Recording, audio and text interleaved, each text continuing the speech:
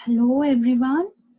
So in the last video, we discussed the stability and some points we have observed how a system is tend to be a stable system. We have discussed the points. So in this system, we have classified the stability of a system. We have classified the system which are based on stability.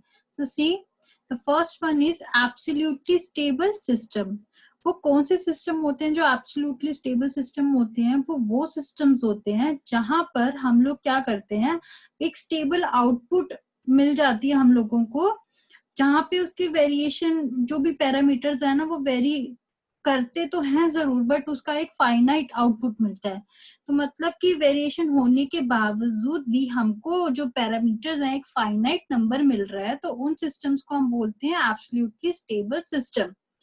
ये condition basically वही condition है जहां पे मैंने आपको bounded और unbounded condition समझाई थी ना, जहां पे मैंने कहा था कि a system will be a stable if we are applying the bounded signal and also we are getting the bounded output. That's why we considered the system is absolutely stable system. So here the definition part is, see, so this is an example. Suppose this is a sinusoidal signal and it is t means time is varying. So क्या हो रहा है, यहाँ पे एक value है, मतलब starting जो इनिशियल जो इसका मिनिमा है वो भी फाइनाइट नंबर है 0, और इसका मैक्सिमा भी कुछ भी एक फाइनाइट नंबर हो सकता है। तो ये एक फाइनाइट मतलब सिग्नल है जहां पे हमें इनपुट आउटपुट जो है, मीन्स जो आउटपुट मिल रही है ना वो एक फाइनाइट ही मिल रही है, तो इसलिए हम सिस्टम को बोलेंगे हमारा स्टेबल सिस्टम। तो सेकंड मैंने आपको बताया अनस्टेबल सिस्टम। अब अनस्टेबल सिस्टम भी मैं आपको समझा चुकी हूँ, जहां पे क्या होता है, when we are applying the bounded signal and we are not getting that bounded signal, instead of that we are getting an unbounded output, so that system is said to be an unstable system. इसकी examples भी हमने देखी थी। Suppose एक RAM signal है जिसकी initial value या minima value तो हमें पता है 0 से स्टार्ट है, बट इसका मैक्सिमा कुछ भी हो सकता है अप टू इंफिनिटी, तो हम इसको कोई पर्टिकुलर नंबर नहीं दे सकते यहाँ पे। That's why this system is considered at unstable system.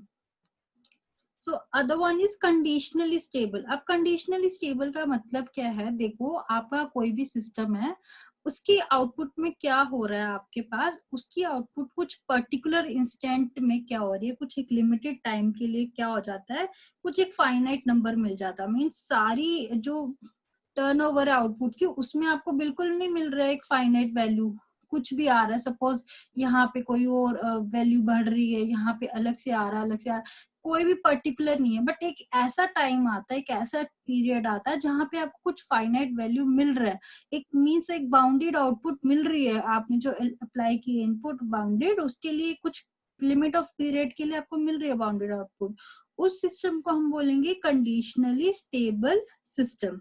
Okay, अब एक चीज देखो, अब हम कौन कौन सी टेक्निक्स यूज करने वाले हैं सिस्टम की स्टेबिलिटी को फाइंड आउट करने के लिए।